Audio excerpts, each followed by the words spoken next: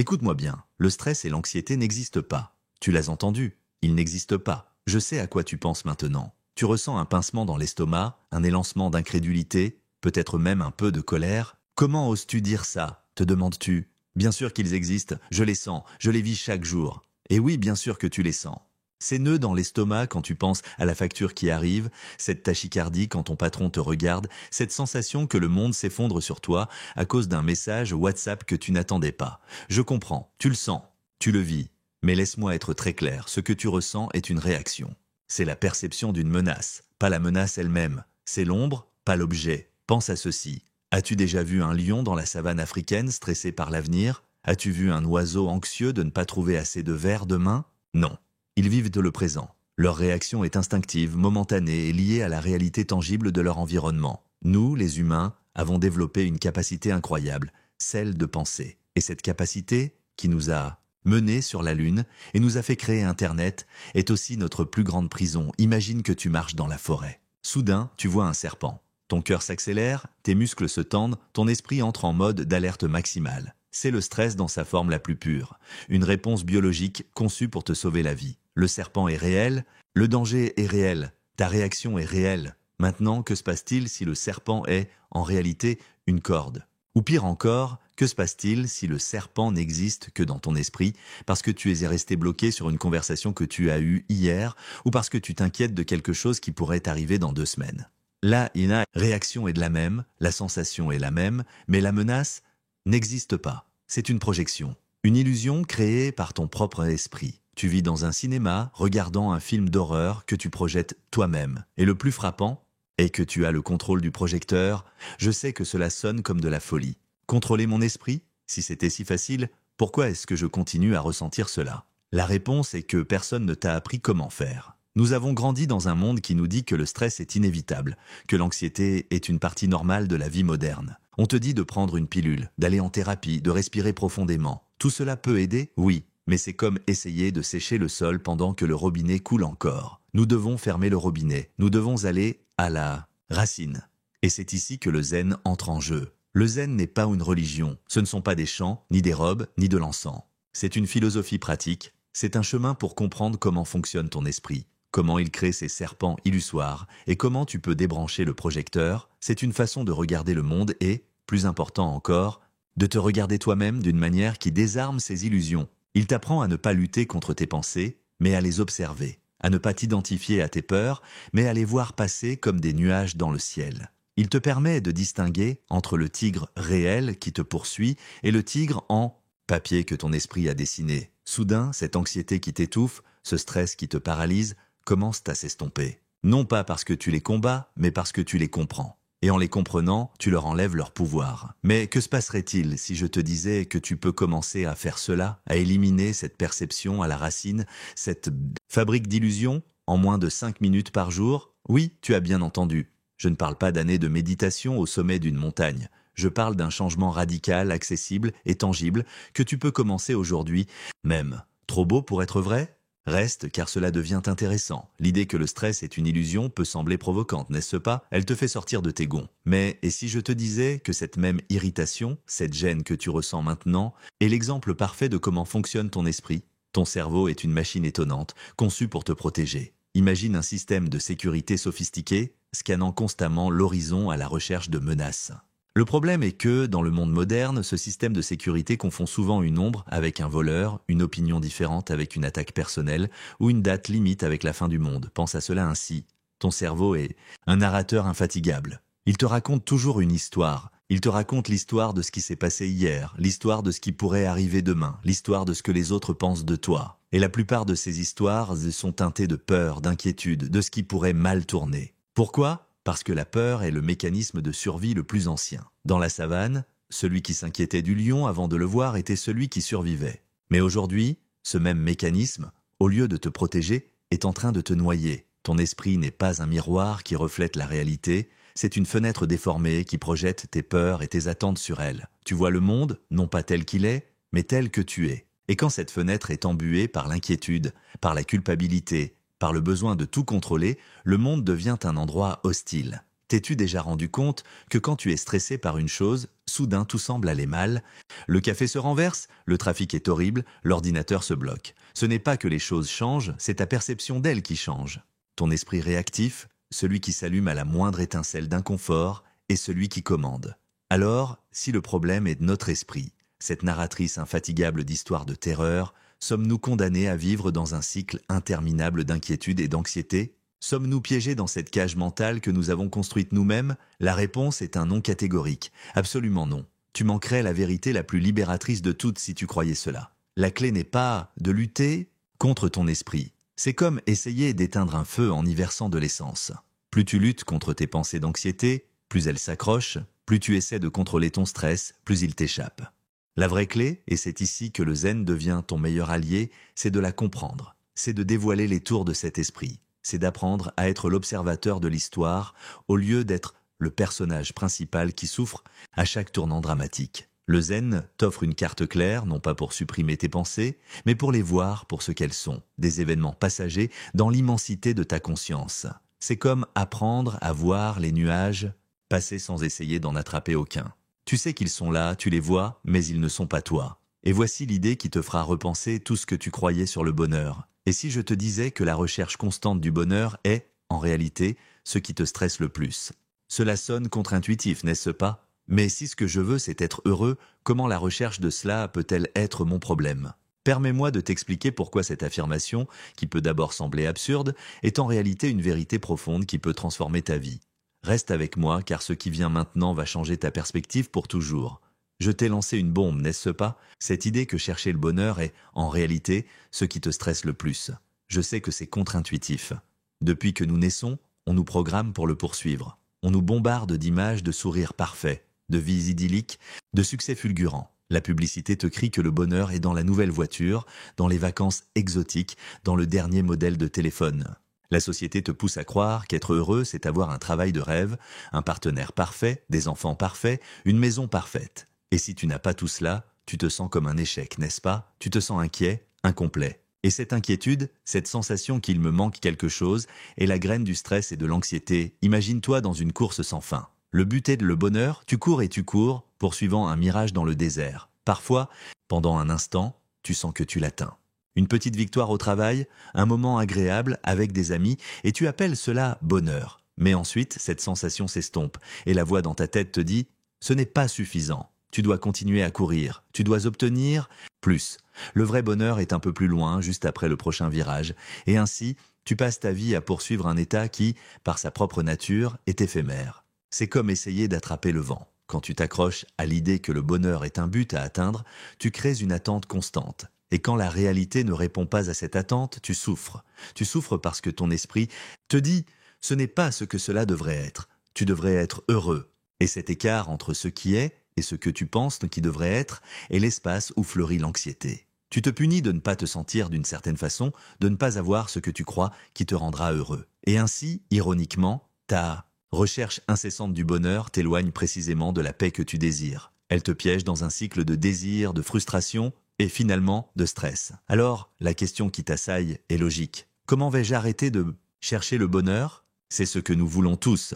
Cela signifie-t-il que je dois me résigner à être malheureux, à me contenter de la misère? Non, absolument pas. C'est une interprétation erronée, un piège que ton esprit, cette vieille narratrice d'histoire, te tend encore et encore. Le vrai bonheur n'est pas un but qu'on atteint, ce n'est pas une destination sur la carte de ta vie. Le vrai bonheur, celui qui perdure, celui qui te donne une paix profonde, est un état qui surgit. Il surgit d'un endroit beaucoup plus profond et surprenant de l'acceptation radicale du présent tel qu'il est. Sans ornement, sans condition, sans mais.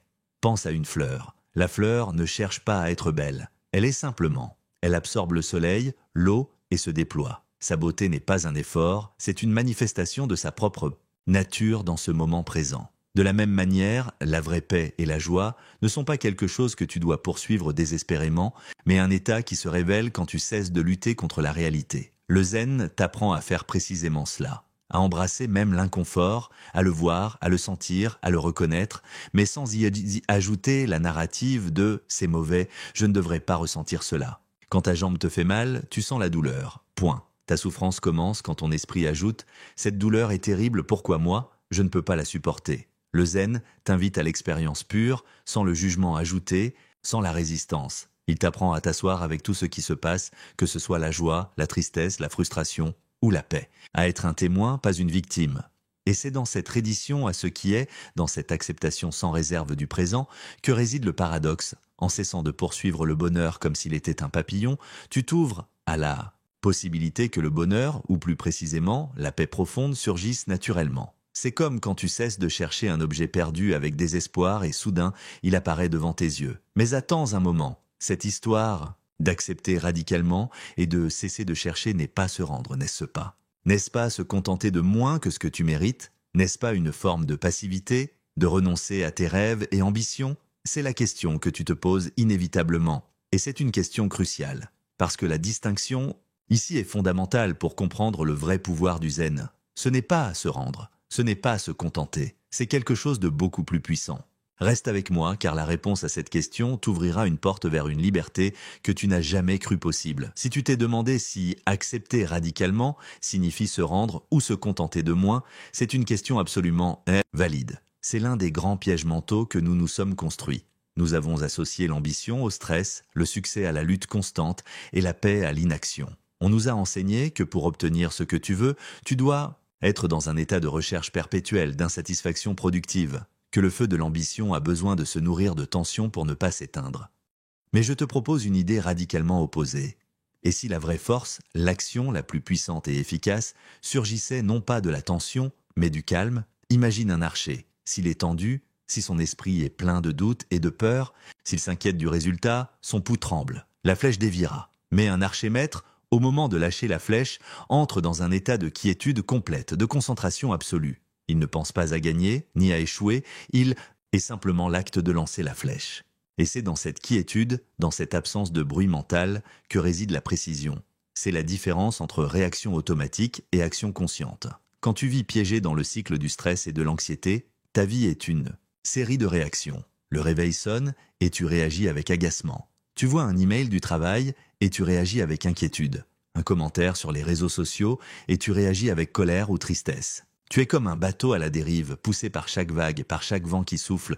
Tu n'es pas au gouvernail, tu réagis simplement à ce qui t'arrive. Et la vie ainsi devient un champ de bataille épuisant.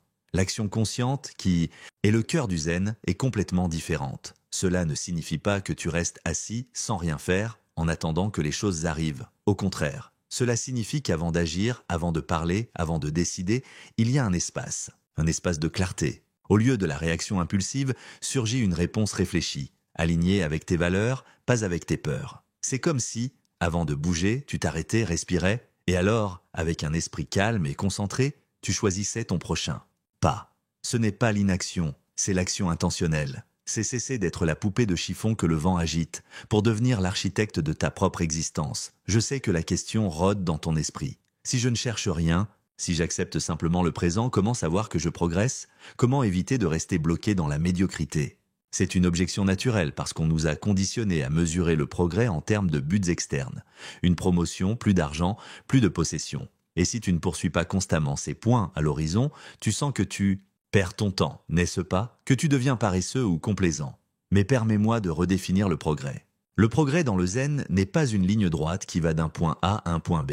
Ce n'est pas accumuler plus de choses, ni cocher plus de cases dans ta liste de choses à faire pour être heureux. Le progrès dans le zen est un approfondissement dans le présent. C'est comme creuser un puits. Tu ne bouges pas horizontalement, mais tu t'enfonces de plus en plus dans la terre, trouvant des couches d'eau plus pures et profondes. Chaque moment d'attention pleine, chaque instant où tu choisis la conscience plutôt que la réaction, est un pas plus profond dans ce puits. L'action qui surgit de cet état de clarté, non pas de la peur ou d'une ambition effrénée, est incroyablement puissante. Quand ton esprit n'est pas obscurci par le stress, quand il n'est pas divisé par l'anxiété, tu peux voir les situations avec une netteté étonnante. Les solutions qui te semblaient impossibles auparavant se révèlent maintenant. Les décisions qui te paralysaient se prennent maintenant avec un calme inexplicable. Ce n'est pas que tu cesses d'avoir des ambitions. C'est que ton ambition cesse d'être un fardeau et devient une expression naturelle de ton potentiel. Tu ne cherches pas quelque chose d'externe pour te sentir complet, mais tu agis depuis un lieu de plénitude. Et cela, paradoxalement, te mène à des résultats beaucoup plus significatifs et durables. Mais, arrivé à ce point, la question la plus pressante doit rôder dans ta tête. Tout cela sonne très bien, très spirituel, très zen. Mais qu'en est-il de mes problèmes réels? Le zen va-t-il payer mes factures? Va-t-il résoudre mes conflits familiaux? Va-t-il faire que mon patron soit plus aimable ou que mon hypothèque se paye toute seule? Et la réponse à cette question est ce qui te fera vraiment voir le pouvoir tangible et transformateur de cette philosophie ancestrale. Nous sommes arrivés à la question cruciale, celle qui résonne dans l'esprit pratique, celle qui t'ancre à la réalité de ton quotidien. Qu'en est-il de mes problèmes réels?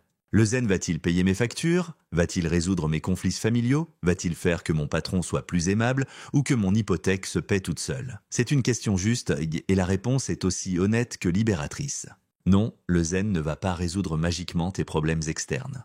Ta facture sera toujours là, ton hypothèque continuera d'exister et ton patron, eh bien, ton patron continuera d'être ton patron. Je sais que cela peut sembler décevant au début, n'est-ce pas? C'est comme si je t'avais promis une baguette magique pour que tes difficultés disparaissent. Et maintenant, je te dis que ça ne fonctionne pas comme ça. Mais je te demande de rester avec moi car la vérité que je vais te révéler est infiniment plus puissante que n'importe quel fantasme. De faire disparaître les problèmes. Je vais te dire quelque chose qui peut sembler encore plus polémique. Le zen ne t'enlèvera pas les problèmes, il t'enlèvera la souffrance causée par les problèmes. Et juste maintenant, ton esprit bondit avec l'objection suivante. Et quelle est la différence? Si le problème est toujours là, je suis toujours stressé, non? Si quelqu'un me doit de l'argent et ne me le paie pas, qu'est-ce que ça change si je ne souffre pas pour autant? Je suis toujours sans l'argent. J'ai toujours le problème. C'est une distinction subtile. Mais c'est la différence entre vivre enchaîné à tes circonstances ou être libre en elles. Imagine que tu es un nageur, une tempête approche et les vagues deviennent géantes. Le problème est la tempête. Si tu résistes à chaque vague, si tu luttes contre le courant de toutes tes forces, tu t'épuiseras, tu te stresseras et finalement, la tempête t'emportera. C'est la souffrance ajoutée au problème. Mais que se passe-t-il si, au lieu de lutter, tu apprends à danser avec les vagues, à plonger quand la vague arrive, à te laisser porter par sa force, à remonter à la surface avec calme sans opposer de résistance? La tempête est toujours là, oui, mais ton expérience d'elle est radicalement différente. Ton énergie ne s'épuise pas dans la résistance inutile, mais dans l'adaptation intelligente. C'est la différence abyssale. Le problème est un fait, une situation objective. La souffrance est ta réaction émotionnelle et mentale à ce fait. C'est l'histoire que ton esprit construit autour du problème, y ajoutant des couches de peur, de ressentiment, de frustration et de désespoir. Et cette histoire est ce qui te vole la paix, ce qui te consume, ce qui te paralyse. Le zen te donne la capacité de répondre aux défis avec calme et sagesse, au lieu de réagir avec panique. Comment? En t'apprenant à observer tes pensées et émotions sans t'identifier à elles. Quand ton patron te presse avec une date limite impossible, ta première réaction automatique est la peur. Je n'y arriverai pas, je vais échouer, ils vont me licencier. C'est l'histoire que ton esprit te raconte et cette histoire génère le stress. Mais avec le zen, tu apprends à reconnaître « Ah, voici la peur, voici la sensation de pression ». Tu la sens, mais tu ne te noies pas dedans. Tu ne deviens pas elle. Et en créant ce petit espace entre le stimulus et ta réponse, la clarté émerge. Soudain, tes décisions seront plus claires. Au lieu d'entrer en panique, tu te demanderas « Que puis-je faire maintenant ?» Peut-être as-tu besoin de négocier la date, déléguer une tâche ou simplement accepter que tu feras de ton mieux avec le temps disponible. La solution émerge non pas du désespoir, mais d'un esprit tranquille et concentré. Et pas seulement, ça, ton énergie se multipliera. Pense à toute l'énergie que tu dépenses à t'inquiéter de choses que tu ne peux pas contrôler, à ressasser ce qui s'est déjà passé ou à anticiper ce qui pourrait arriver. C'est une fuite constante de vitalité. Quand tu fermes cette fuite, quand ton esprit ne livre plus une bataille interne constante, cette énergie se libère. Tu seras plus présent, plus productif, plus créatif. Tu auras plus d'énergie pour profiter de ta famille, pour poursuivre tes passions, pour vivre. Non pas parce que les problèmes ont disparu, mais parce que la lutte inutile contre eux a disparu. Permets-moi de te raconter quelque chose.